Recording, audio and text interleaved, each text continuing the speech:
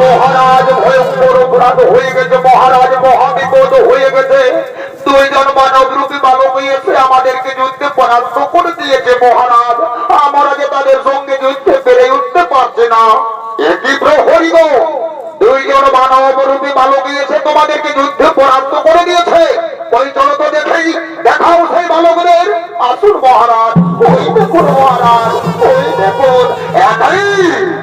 একই মানব রূপী বালক এতই শক্তি তোমাদের হয়েছে, আমার তোমাদের দ্বারে এসে আমার প্রহরীদেরকে নাকি তোমরা যুদ্ধে পরাস্ত করে দিয়েছ। মহারাজ অপরাধ মার্জন করবেন মহারাজ, আমাদের কোনো অপরাধ নয়।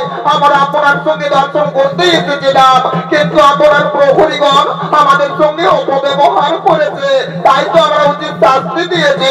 ভুল করেছ রে মূর্খ বালক, ভুল করেছ তোমরা। আমার প্রহরীদেরকে যুদ্ধে পরাস্ত করে দিয়ে আমাকে অপমান করেছ। এই অপমানের পূর্ণ জবাব দেওয়ার জন্যই আমিও তোমাদের সঙ্গে যুদ্ধ করে তার শাস্তি দিতে চাই।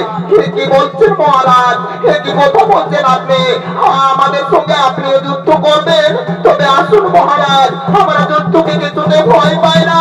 আসুন, আজ আপনার সঙ্গে যুদ্ধ করবো।